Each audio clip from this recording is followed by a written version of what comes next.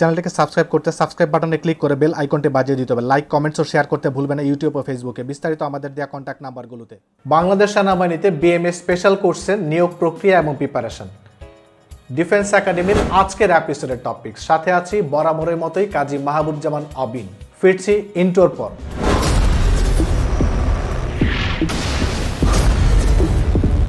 বাংলাদেশ সেনাবাহিনীতে engineer, signals, EME education করে যারা যোগদান করতে চান, প্রতি বছর কিন্তু এই সার্কুলারগুলো পাবলিশড হয়ে থাকে।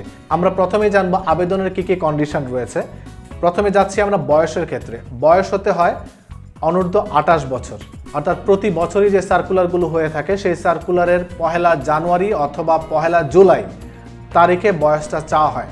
অর্থাৎ নিয়োগ প্রক্রিয়া সম্পন্ন হওয়ার পরে যখন প্রার্থীরা প্রশিক্ষণের জন্য বাংলাদেশ মিলিটারি একাডেমিতে যোগদান করবেন, সেই তারিখের পরেই কিন্তু এই বয়সটি চাওয়া হয়। আর তার জন্য বয়স চাওয়া হয় অনূর্ধ্ব 28 বছর। তার পরবর্তীতে যদি আমরা লক্ষ্য করি, আমাদের উচ্চতার ক্ষেত্রে ছেলেদের জন্য প্রয়োজন হয় 5 ফিট 4 ইঞ্চি এবং মেয়েদের জন্য প্রয়োজন হয় 5 ফিট 2 ইঞ্চি।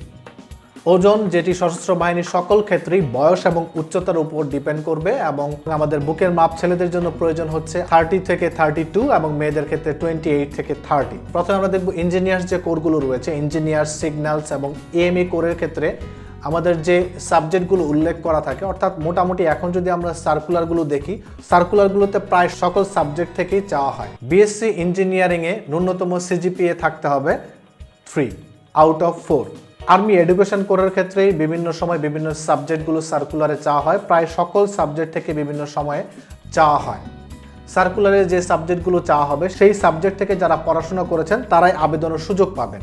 তবে এক্ষেত্রে একই রকম আমাদের যেটি থাকতে হবে, ন্যূনতম অনার্স এবং মাস্টার্সে আমাদের সিজিপিএ 3 থাকতে হবে আউট অফ 4, এবং এই ক্ষেত্রে একই রকম এসএসসি এবং এইচএসসিতে আমাদের আলাদাভাবে জিপিএ 4 থাকতে হবে। এই ছিল আমাদের একাডেমিক কোয়ালিফিকেশনের বিষয়গুলো ইঞ্জিনিয়ার, সিগন্যালস, ইএমই এবং এডুকেশনের ক্ষেত্রে। প্রতি বছর যেটি আমি বললাম সার্কুলার হয়ে থাকে।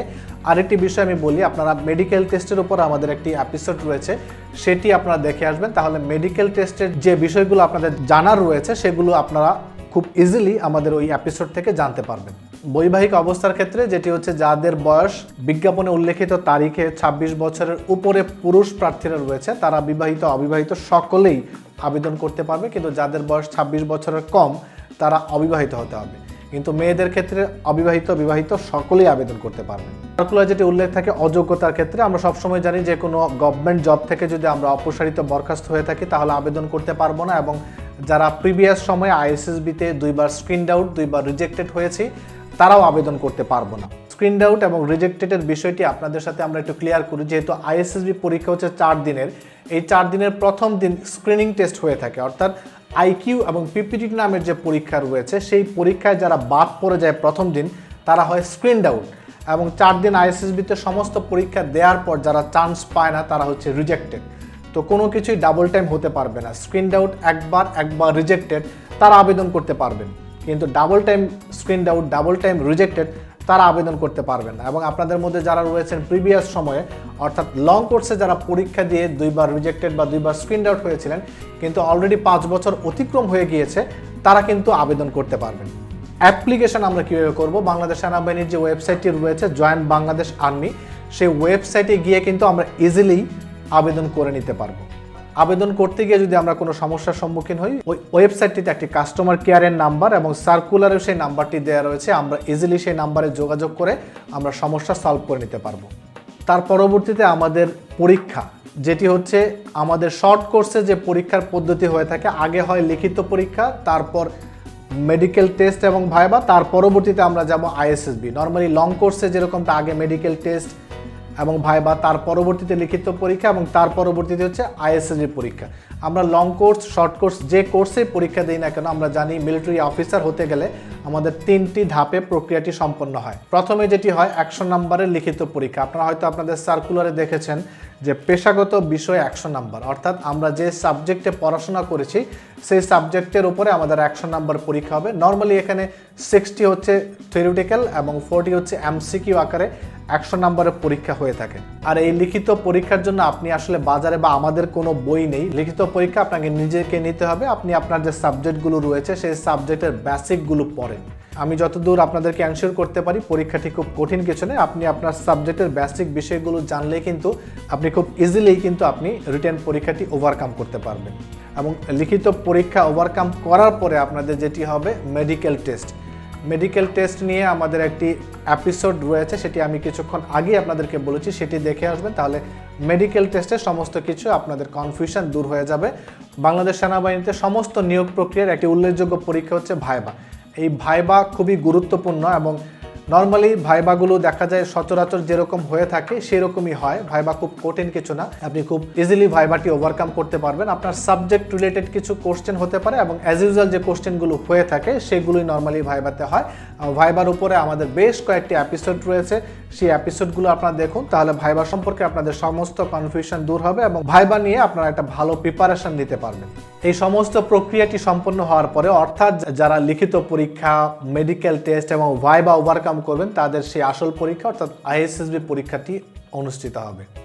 আইএসএসবি পরীক্ষায় উত্তীর্ণ প্রার্থীরাই কিন্তু চূড়ান্তভাবে বাংলাদেশ মিলিটারি একাডেমিতে যোগদান করতে পারবেন। সবসময় আমি আপনাদেরকে যেটি বলি যে শর্ট কোর্সে যদি আপনি লক্ষ্য করেন যে ক্যান্ডিডেট সংখ্যা কিন্তু খুবই কম থাকে। আপনি যখন পরীক্ষা দিতে যাবেন বা দিয়ে এসছেন তারা কিন্তু ইজিলি দেখতে পাচ্ছেন যে শর্ট কোর্সের পরীক্ষার্থীর সংখ্যা খুবই কম, তাই চান্স পাওয়ার পসিবিলিটিও খুব বেশি।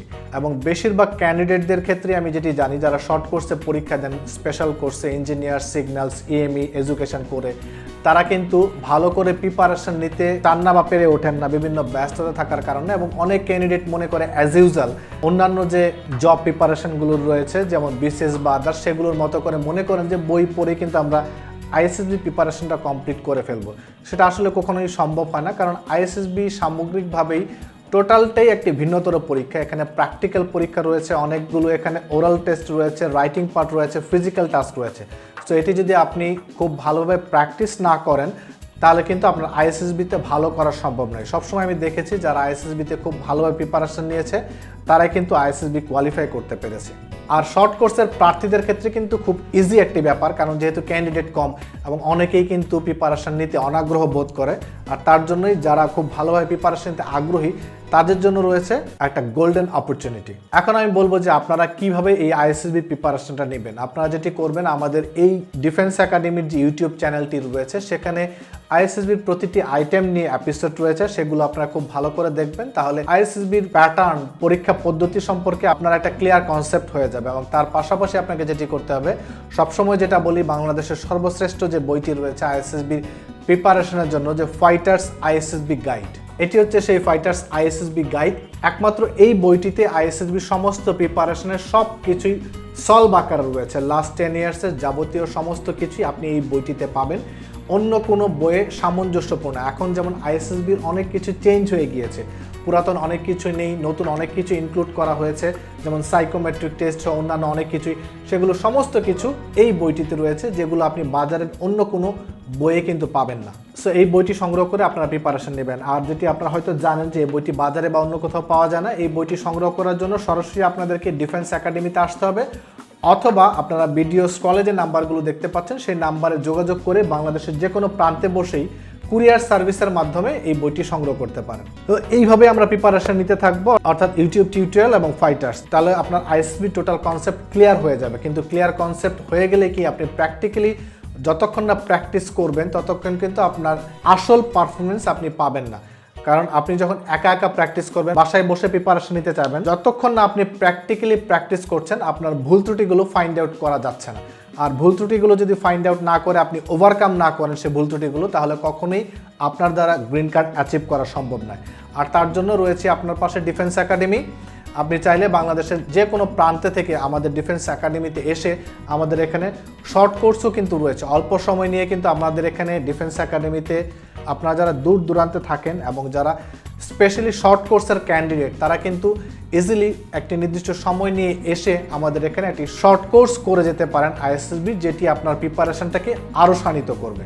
তো আপনার অপেক্ষায় রইলাম, দেখা হচ্ছে পরবর্তী কোনো এপিসোডে। এই ভিডিও থেকে যদি আপনি 1% উপকৃত হয়ে থাকেন তবে অবশ্যই লাইক, কমেন্টস এবং শেয়ার করতে ভুলবেন না, এবং আপনার অপিনিয়ন আরেকজনের সাথে শেয়ার করুন। Tata, bye bye.